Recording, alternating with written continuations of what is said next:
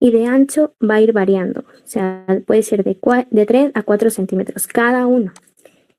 Cuando ya vemos la parte microscópica, que es lo que a ustedes les piden, o sea, en la manera histológica, vamos a ver que va a haber dos tipos de células, las células foliculares y las células parafoliculares. Entonces, vemos acá que la unidad estructural de todo esto va a ser el folículo tiroideo. Este va a estar conformado por las células en sí foliculares, las cuales van a producir T3 y T4.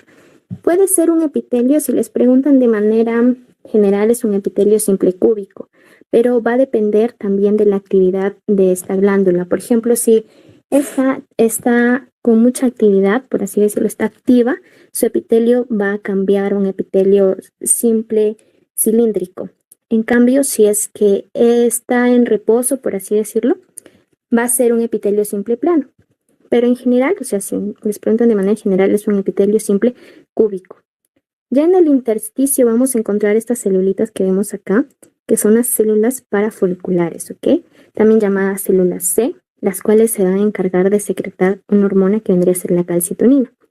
Entonces, como les había dicho, al ser una glándula endocrina, va a tener o va a estar bastante irrigada. Por lo tanto, en el intersticio vamos a encontrar muchos capilares, como lo ven acá.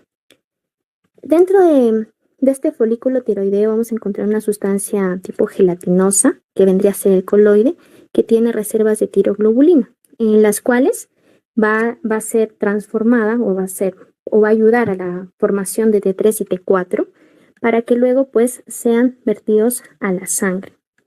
Y vamos a ver que estas hormonas van a ayudar al metabolismo basal, a la termorregulación y también van a influir pues en el crecimiento. En cambio, la calcitonina, que vendría a ser sintetizada por estas células C, va a ayudar a que se mantenga el equilibrio del calcio. Esta va a hacer que disminuya la concentración de calcio en la sangre, o sea, la calcemia, ¿ok? Y es importante mencionar que es una antagonista de la paratormona, que ya vamos a hablar que es producto de las células de la paratiroides. Entonces, he cogido esta imagen que es de su Ross, que es cómo se sintetizan estas hormonas tiroideas. Según el Ross, vamos a ver que lo divide en 6 pasos. Lo primero es la síntesis y la secreción de la tiroglobulina, ¿ok? Cuando llega, en este caso la hormona, la TSH, va a llegar a su receptor. Entonces, este receptor va a ser todo un proceso de señalización intracelular para que al final se exocite esta tiroglobulina. Miren, va a pasar por el aparato de Golgi, va a pasar por vesículas, con el aumento de calcio intracelular y va a salir hacia el coloide. Entonces, una vez que tenemos la tiroglobulina, el segundo paso va a ser la captación de yodo, pero en este caso va a ser yoduro, o sea, va a estar en su forma reducida.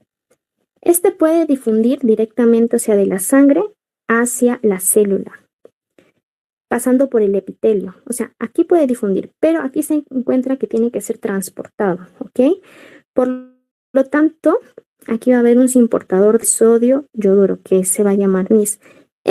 Ténganlo en cuenta porque me acuerdo que mi año vino en el examen qué tipo de importador o cuál era el que permitía el paso de yodo hacia el interior de la célula. En este caso vendría a ser el importador de sodio yoduro.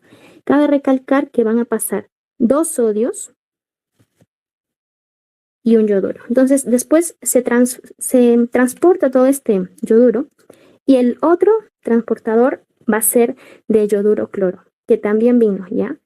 También llamado pues pendrina. Entonces, sale lo que vendría a ser el yoduro, vemos acá, pero este tiene que ser oxidado y es oxidado por una enzima que vendría a ser la peroxidasa tiroidea, ¿ok? Esta peroxidasa tiroidea va a oxidar al yodo, o sea, el yoduro que está en su forma reducida va a pasar a su forma oxidada, como lo vemos acá. Ahí se representa en su esquema como si antes estaba de moradito, o sea, el yodo reducido, y cuando se oxida ya lo tiñen de rojo para que se den cuenta. El siguiente paso va a ser la iodación de tiroglobulina. O sea, básicamente la tiroglobulina se va a unir con el yodo, ¿ok? Y dependiendo de a cuántos yodos se una, vaya a formar el DIT o el MIT, que vendría a ser pues el monoyodotironina del diyodotironina. Entonces, una vez que se acoplan, vamos a ver que, miren, aquí podemos ver, si acá tenemos una tiroglobulina y dos yodos en su estado oxidado, va a formar el DIT, ¿no es cierto? Y aquí podemos ver una tiroglobulina más un yodo, el MIT. Entonces, si nosotros acoplamos dos MIT, ¿qué nos va a dar? O sea, primero, dos DIT. Nos va a formar tetrayodotironino, también conocida como la tirosina. Pero si nosotros acoplamos el DIT y el MIT, nos va a formar una triyodotironina, o sea, la T3, ¿ok? Esos dos nos va a formar. Entonces, una vez que ya están en el coloide así formaditos, van a pasar hacia la célula. Pero acá, su texto nos dice que hay dos maneras en que pueda ser transportado. Una, como la misma imagen nos deja entrever, es a través de una vía lisosomal. Y la otra, mediante una vía transepitelial. Entonces, una vez que vienen ya estos compuestos acoplados, por la vía lisosomal, pues van a venir a los lisosomas y aquí va a haber hidrolasas en los lisosomas. Por lo tanto, vamos a ver que se va a desprender lo que vendría a ser la tiroglobulina. ¿Ven? Ya no hay tiroglobulina. Solamente vemos el yodo en su forma oxidada, el cual al final pues va a ser vertido a la sangre para ser transportado. En cambio aquí no. Miren, cuando les hablan de la otra vía, que vendría a ser la vía transepitelial, lo va a hacer a través de receptores de megalina. Entonces el receptor viene, endosita, y luego ya pues es vertido a la sangre. Pero en este caso vemos que no ha sido cortada la tiroglobulina, sino se une con todo. ¿Ok? Ahora, cuando nosotros tenemos T4 o T3, si nosotros usamos desyodasas, la T4 fácilmente puede pasar a T3. En este caso ya se le conoce como una T3 reversa, ¿ok? O también, por ejemplo, la T3 puede pasar a T2, también por unas desyodasas, que son tipo 1 o tipo 2. Entonces, esos son todos los pasos. Me acuerdo que en mi año los vino para dibujar, o sea, todo este proceso nos venía para dibujar y valía 4 puntos, solamente por dibujar esto.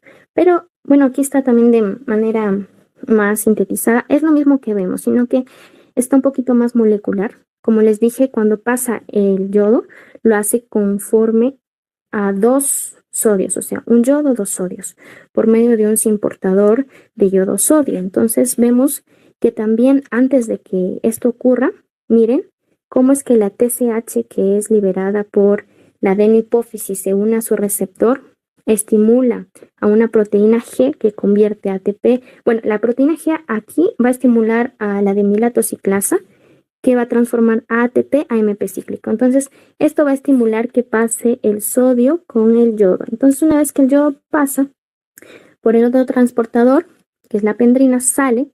Miren cómo de acá se oxida por una peroxidasa. Después se produce la yodación de la tiroglobulina. Y vemos ya que la tiroglobulina, por medio de acoplamiento, puede estar formando sea T3 o T4. Luego pasa, miren acá dice por pinocitosis, porque la cuenta es coloide que pasa junto con este compuesto acoplado, y por la vía, la lisosomal, que es la principal. La transepitelial no es tan, o sea, mayor porcentaje para que se sintetice esta T3 y T4, y una vez que es vertida a la célula es por la vía lisosomal. Y sabemos que en los lisosomas hay enzimas que vendrían a ser las hidrolasas. Entonces, estas hidrolasas quitan la tiroglobulina y ya pues es vertida o se produce la secreción de T3 y T4 hacia la sangre. ¿Okay? Aquí también podemos ver cómo es que se produce la estimulación de esta síntesis de T3 y T4. Entonces, vemos acá. Del hipotálamo se va a liberar hormonas liberadoras, como vimos, Especialmente si hablamos de hormonas tiroideas, vamos a tener la hormona liberadora de tirotropina, aquí TRH, que va a estimular, aquí veíamos la clase anterior que esta era una célula basófila, la célula tirotropa, que al final va a sintetizar TSH, hormona estimulante de tiroides. Entonces viene a la glándula tiroides y vemos que va a liberar T3 y T4. ¿Y para qué va a ayudar esa T3 y T4? Vemos al crecimiento, al desarrollo, al metabolismo y a la producción de calor. Por eso decíamos que aquí va a regular la termogénesis, ¿no es cierto?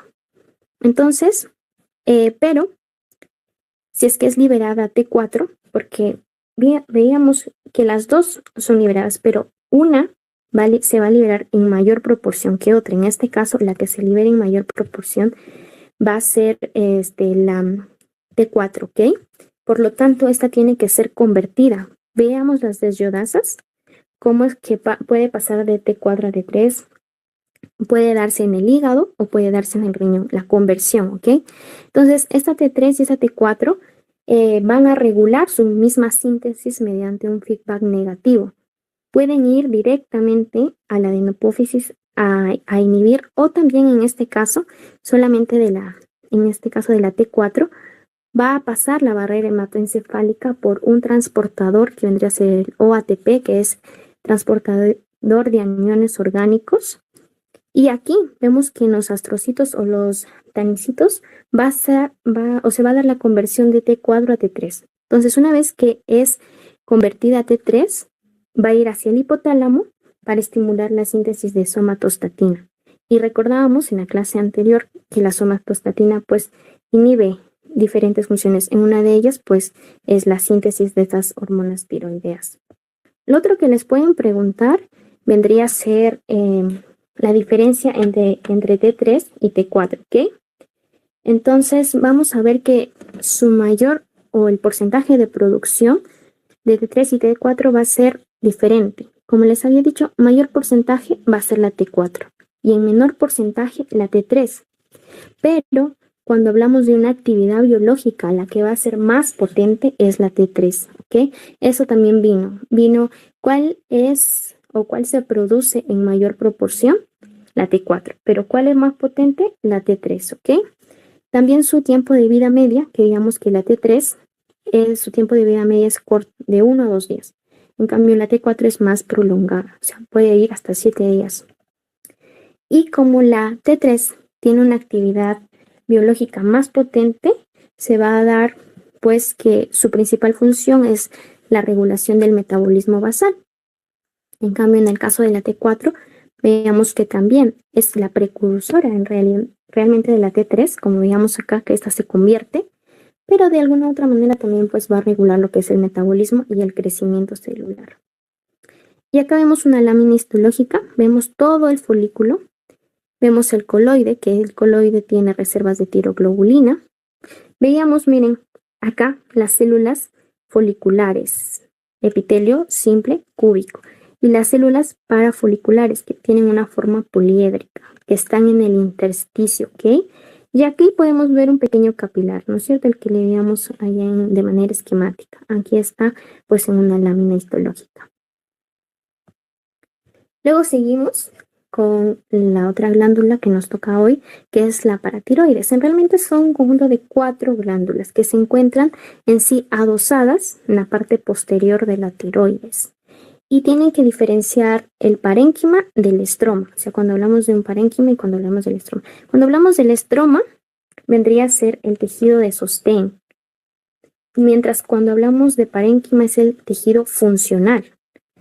Yo les he dejado aquí resúmenes ya para que después lo lean, pero vamos a hablar de manera general. Entonces, como la paratiroides está adosada a la tiroides, tiene que haber algo que separe una de la otra, ¿ok? Y vendría a ser precisamente toda esta cápsula de tejido conjuntivo que los separa. Y también vamos a ver que en la lámina histológica va a presentar adipocitos. Ya su parénquima, que son las células epiteliales que le da la función a esta glándula, vendrían a ser 2 tipos de células, las células principales y las células oxifílicas, ¿ok? No oxínticas, esas son del estómago, ¿ya? Oxifílicas.